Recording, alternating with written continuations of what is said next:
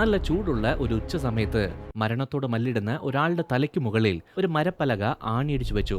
ഇതൊരു സാധാരണ ബോർഡല്ല, റോമൻ സാമ്രാജ്യത്തിന്റെ ഒരു നിയമപരമായ നടപടിയാണിത്. പക്ഷേ ആ പലകയിൽ എഴുതി വെച്ചിരിക്കുന്ന കാര്യം അവിടുത്തെ പ്രധാന പുരോഹിതന്മാരെ വല്ലാതെ ഭയപ്പെടുത്തി. അതുകൊണ്ട് അവർ അപ്പോൾ തന്നെ പൊന്തിയോസ് പീലാത്തോസിന്റെ അടുത്ത് പോയിട്ട് ആ ബോർഡ് ദയവ് ചെയ്തൊന്ന് മാറ്റണേ എന്ന് അപേക്ഷിച്ചു. പക്ഷേ പീലാത്തോസ് ആണെങ്കിൽ ഞാൻ എഴുതിയതാണ്, അതിനെ മാറ്റാനൊന്നും പറ്റില്ല എന്ന് തീർത്തു പറഞ്ഞു. ഇന്ന് റോമിന്റെ ഹൃദയഭാഗത്ത് സൂക്ഷിച്ചിരിക്കുന്ന യഥാർത്ഥത്തിലുള്ള ഒരു പുരാവസ്തുവിനെ കുറിച്ചാണ് നാം സംസാരിക്കുന്നത്. മറ്റാർക്കും വിശദീകരിക്കാൻ കഴിയാത്ത ദൈവത്തിന്റെ നാമം വെളിപ്പെടുത്തുന്ന ഒരു രഹസ്യ കോഡും അതിൽ ഒളിഞ്ഞിരിപ്പുണ്ട്. ആ ബോർഡിൽ എഴുതിയ വാക്കുകൾ യഹൂദന്മാരെ കളിയാക്കി പീലാത്തോസ് എഴുതിയതാണ് എന്ന് നിങ്ങൾക്ക് തോന്നുന്നുണ്ടെങ്കിൽ സത്യം അതല്ല. നമ്മെ ഞെട്ടിക്കുന്ന രീതിയിലുള്ള രഹസ്യ അർത്ഥങ്ങൾ അതിൽ അടങ്ങിയിരിക്കുന്നുണ്ട്. അതെ, ആർക്ക് വേണമെങ്കിലും കാണാൻ കഴിയുന്ന ഒരു പുരാവസ്തു തെളിവ് അവിടെ സൂക്ഷിച്ചിട്ടുണ്ട്. അതിനെ ടെറ്റൂലസ് ക്രൂസിസ് എന്നാണ് പറയുന്നത്. യേശുവിന്റെ പീഡനാനുഭവങ്ങളുമായി ബന്ധപ്പെട്ട പല അവശിഷ്ടങ്ങളും കാലക്രമേണ ഇല്ലാതായി എന്നാണ് പലരും കരുതുന്നത്. എന്നാൽ ആ യഥാർത്ഥ പലകയുടെ ഒരു ഭാഗം ഇന്നും റോമിലെ സാന്താക്രോസ് ഇൻ ജെറുസലേം എന്ന ബസിലിക്കയിൽ സൂക്ഷിച്ചു വെച്ചിട്ടുണ്ട്. എന്നാൽ ഇതിലെ ആദ്യത്തെ അത്ഭുതം എന്താണെന്ന് വെച്ചാൽ, നിങ്ങൾ ആ അവശിഷ്ടം നോക്കിക്കഴിഞ്ഞാൽ വളരെ വിചിത്രമായ ഒരു കാര്യം കാണാൻ പറ്റും. അതിലെ ഗ്രീക്ക്, ലാറ്റിൻ ഭാഷകൾ വലത്ത് നിന്ന് ഇടത്തോട്ടാണ് എഴുതിയിരിക്കുന്നത്. അതായത് ഹീബ്രു ഭാഷ എങ്ങനെയാണോ എഴുതുന്നത് അതേ രീതിയിലാണ് അതും എഴുതിയിരിക്കുന്നത്. അത് കാരണം തന്നെ ഇതൊരു വ്യാജൻ പതിപ്പാണ് എന്നാണ് പലരും പറയുന്നത്. പക്ഷേ മധ്യകാലഘട്ടത്തിലാണ് ഈ ഒരു വ്യാജൻ പതിപ്പ് എഴുതിയതെങ്കിൽ എല്ലാവർക്കും മനസ്സിലാകുന്ന രീതിയിൽ ഇത്രയും വിചിത്രമായ ഒരു തെറ്റ് മനഃപൂർവ്വം ചെയ്തതിന് കാരണം എന്താണ്? ഇതിനുള്ള ഉത്തരം നമ്മെ കൊണ്ടുപോകുന്നത് ചരിത്രം തിരുത്തിക്കുറിച്ച ആ വെള്ളിയാഴ്ച രാവിലേക്കാണ്, പീലാത്തോസിന്റെ കൊട്ടാരത്തിലേക്ക്. അവിടുത്തെ സാഹചര്യം എന്തായിരുന്നു എന്നുള്ളത് കൃത്യമായി മനസ്സിലാക്കേണ്ടത് അത്യാവശ്യമാണ്. യേശുവിനെ വധിക്കാൻ പീലാത്തോസിന് താല്പര്യമില്ലായിരുന്നു.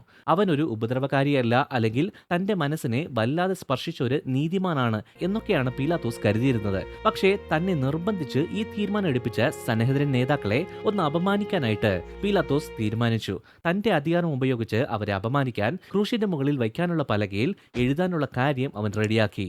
റോമൻ നിയമപ്രകാരം വധശിക്ഷയ്ക്ക് വിധിക്കപ്പെട്ട ആളുകൾ ചെയ്ത കുറ്റം എന്താണോ അതിനെ ഒരു ബോർഡിൽ എഴുതി കഴുത്തിൽ തൂക്കിയിടണം, അല്ലെങ്കിൽ അയാൾക്ക് മുന്നിൽ മറ്റൊരാൾ അത് പിടിച്ച് നടക്കുകയോ ചെയ്യണം എന്നതായിരുന്നു. പീലാത്തോസ് ആ പലകയിൽ ഇങ്ങനെ എഴുതി: നസ്രായനായ യേശു, യഹൂദന്മാരുടെ രാജാവ് എന്ന്. അത് 3 ഭാഷകളിൽ എഴുതാനായിട്ട് കൽപ്പിച്ചു. ജൂതന്മാരുടെ ഭാഷയായ ഹീബ്രുവിലും, റോമൻ നിയമത്തിന്റെ ഭാഷയായ ലാറ്റിനിലും, പൊതുഭാഷയായ ഗ്രീക്കിലും. ഇവിടെയാണ് അസാധാരണമായ ഒരു കാര്യം സംഭവിച്ചത്. പരിശീലനം ലഭിച്ച ഒരു റോമൻ ഉദ്യോഗസ്ഥനല്ല, മറിച്ച് അവിടുത്തെ ഒരു സാധാരണ ജൂത ആശാരിയായിരിക്കാം പീലാത്തോസ് ഈ പണി ഏൽപ്പിച്ചത്. വലത്ത് നിന്ന് ഇടത്തോട്ട് ഹീബ്രു എഴുതി ശീലിച്ച അയാൾക്ക് പറ്റിയൊരു അബദ്ധമായിരിക്കാം അത്. അയാൾ ലാറ്റിനിലും ഗ്രീക്കിലും അതേ വശത്ത് നിന്ന്, അതായത് വലത്ത് നിന്ന് ഇടത്തോട്ട് എഴുതി വെച്ചു. ലോകത്തിലെ തന്നെ ഏറ്റവും വലിയൊരു ആധികാരിക തെളിവാണ് ഈ ചെറിയ അബദ്ധം. കാരണം ഒറ്റ നോട്ടത്തിൽ തന്നെ തെറ്റാണെന്ന് തോന്നിക്കുന്ന ഒരു ബോർഡ് ഉണ്ടാക്കാൻ ഒരു വ്യാജനം ഒരിക്കലും ശ്രമിക്കില്ലല്ലോ. ഇനി നമുക്ക് INRI എന്ന വാക്കിന്റെ അകത്ത് മറഞ്ഞിരിക്കുന്ന ആ രഹസ്യത്തെക്കുറിച്ച് നോക്കാം.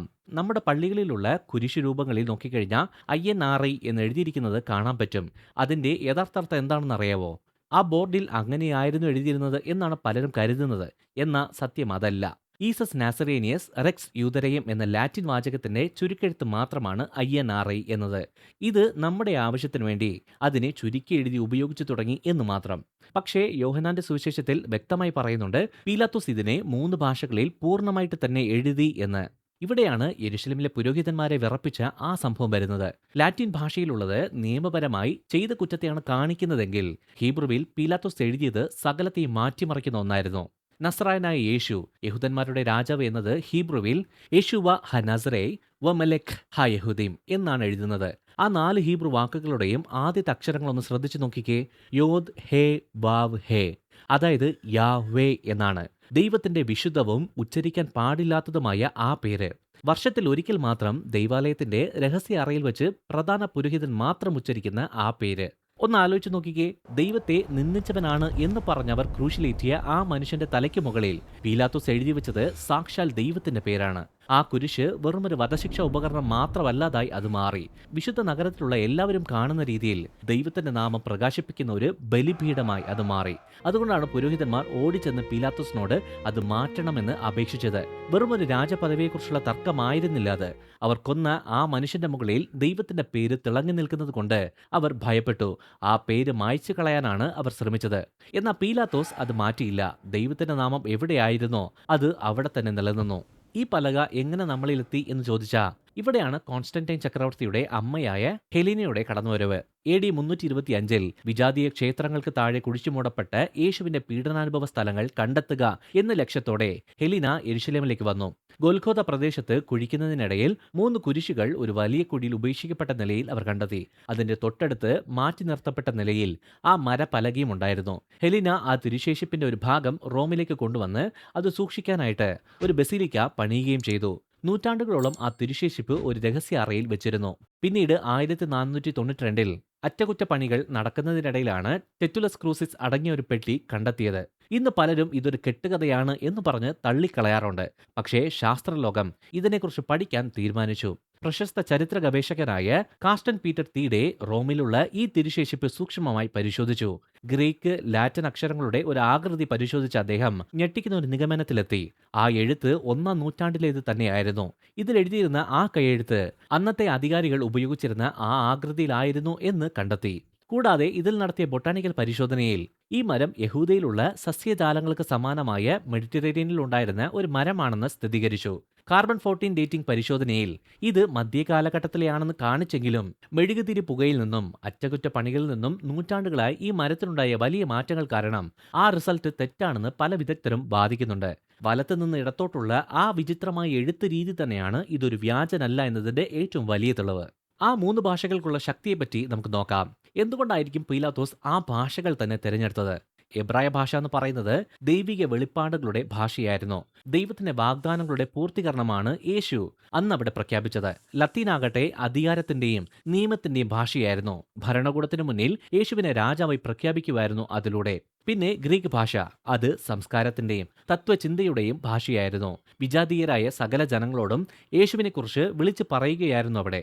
ആ ഒരു മരക്കഷ്ണത്തിലൂടെ ഒരേ സമയത്ത് തന്നെ വിശ്വാസത്തോടും യുക്തിയോടും അതുപോലെ തന്നെ നിയമത്തോടും സുവിശേഷം പ്രസംഗിക്കപ്പെടുകയായിരുന്നു. ഒരു തരത്തിൽ പറഞ്ഞ ആ മരപ്പലകയായിരുന്നു എഴുതപ്പെട്ട ആദ്യത്തെ ബൈബിൾ. ആണിയടിക്കപ്പെട്ടതിന്റെ അസഹനീയമായ വേദനയ്ക്കിടയിലും ശ്വാസം എടുക്കാൻ വേണ്ടി തലയുയർത്തുമ്പോഴൊക്കെ യേശു പല സമയങ്ങളിൽ ആ ബോർഡ് കണ്ടിരുന്നു. പെസഹ പെരുന്നാളിന് വന്ന ആയിരക്കണക്കിന് തീർത്ഥാടകർ അത് വായിച്ചു. അവരിൽ പലരും തങ്ങളുടെ നാട്ടിലേക്ക് മടങ്ങിയപ്പോൾ മിക്കവരുടെയും മനസ്സിൽ വല്ലാത്തൊരു ചിന്തയായിട്ടായിരിക്കാം പോയത്. ഒരാൾ മരിക്കുന്നത് ഞങ്ങൾ കണ്ടു, പക്ഷേ അദ്ദേഹത്തിന്റെ മുകളിൽ അദ്ദേഹം ദൈവമാണെന്ന് എഴുതി വെച്ചിട്ടുണ്ടായിരുന്നു.